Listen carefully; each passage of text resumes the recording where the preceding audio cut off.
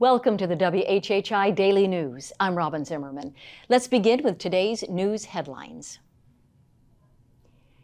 Beaufort police are looking for the person who critically injured a 6-year-old with a gunshot over the weekend at the Cross Creek Apartments. 2 people, including a 3-year-old, were killed at that complex last year. This weekend's incident is believed to be accidental, but as of last reports, there are still no suspects.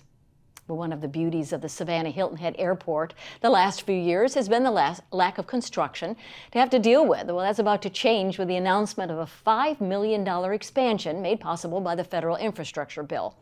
The project will include a new terminal with 4 new gates, 2 new TSA checkpoints, and 2 more parking lots. Groundbreaking is planned for September with a completion date in November of 2025. Bluffton Police Chief Joe Babkowitz is joining forces with over 300 other chiefs around the country to reach a goal of 30% women in police recruit classes by 2030. He's already closer than many department heads, noting that 25% of the Bluffton police officers are women, compared to about 12% nationwide. The new goal is called the 30 by 30 Pledge.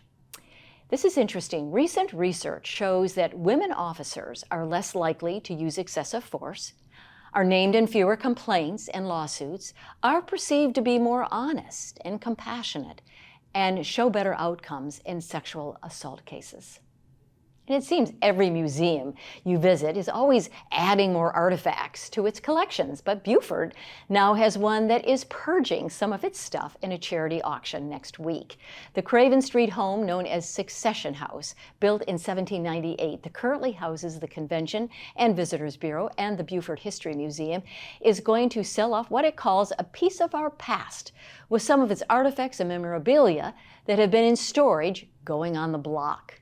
Items like a U.S. Cavalry-issued saber, a low-country landscape painted by an artist who's also featured at the White House, some antique maps, vintage photos, and period clothing. Now, the auction will take place on March the 14th at the home of current Mayor Phil Cromer.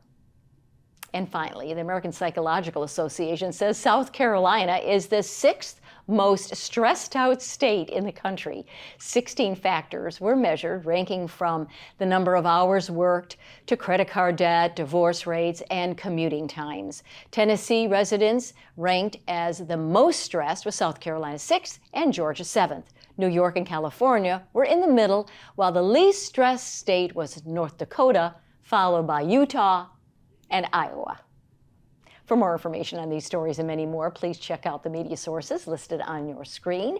And remember to follow us on Facebook and Twitter, and check out our website at WHHI-TV.com. If you have a news tip, a story idea, or even a cool weather photo, you can just email it to us at news@WHHI-TV.com.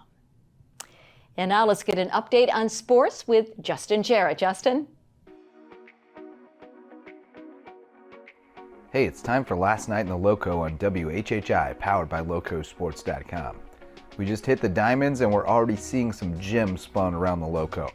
Bluffton right-hander Miles Frye was locked in last night against visiting Beaufort, striking out 11 eagles and holding a potent lineup to just 1 hit and 1 unearned run in a 5-1 win for the Bobcats, who head to the Isle of Ladies for the rematch Wednesday.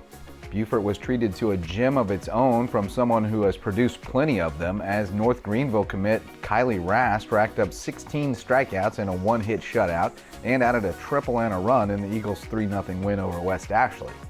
In other action on the Lowco Diamonds, Hilton Head baseball routed Hampton County 17-2, with Slater Alsobrook earning the win on the mound, while Hilton Head Prep swept a pair from Scholars Guild Academy, and Hilton Head Christian Academy split with Norfolk Academy. Hayden Brooks with a complete game and a 6-2 win in the opener. Reagan Kelly led the hit parade for Bluffton softball in a 15-5 win over Battery Creek, while Colleton County beat Woodland 9-4 and Colleton Prep took down John Paul II 8-2. May River girls soccer continued its absolute heater to start the season, getting a hat trick from Natalia Freund and braces from Zoe Stevenson, Rebecca Hoover, and Brooke Dalton in a 12-0 rout of HHCA. The Sharks' aggregate total is 28-0 through 3 games. The boys lacrosse teams from Hilton Head and May River earned convincing wins as the Seahawks handled Beaufort 16-5 and the Sharks pounded Philip Simmons 14-4. Tune in to the Lowco Media Network at 10 p.m. tonight to get all the latest local sports news on the Lowco Sports Lowdown. For Lowco Sports and WHHI, I'm Justin Jarrett. Until next time, go Lowco. Thank you, Justin. And now Maria with our weather forecast. Maria. Thanks, Robyn. Yep, so taking a look ahead, it does look like the warmer temperatures are here to stay this week, but we are going to be seeing quite a bit of rain again. So taking a look at Wednesday, it's going to be showers and thunderstorms in the morning, but should be clearing up by the afternoon, and then it'll just be cloudy the rest of the day. Hilton Head's going to have a high 68, a low 61. Bluffton's going to have a high 71, a low of 60. And Beaufort's going to have a high 71 and a low of 60. The sunrise for Wednesday is going to be at 6:43 and sunset's going to be at 6:24. Taking a look at the beach tides, low tide's going to be at 12:54 p.m. and high tide's going to be at 5:40 p.m. Take a look into the rest of the week. Thursday is going to be sunny to partly cloudy with highs in the 70s, lows in the mid-50s. Then come Friday, it's going to be cloudy most of the day, and then we are going to see some late night showers. Highs will be in the upper 60s, lows in the mid-50s. And then come Saturday, we'll see scattered showers and thunderstorms throughout the day and going into the evening. Highs will be in the 60s, lows in the upper 50s. That's it for today. Let's head it back to the desk. Coming up after the break, some of our own WHHI women were featured speakers at a big event yesterday. Stay tuned.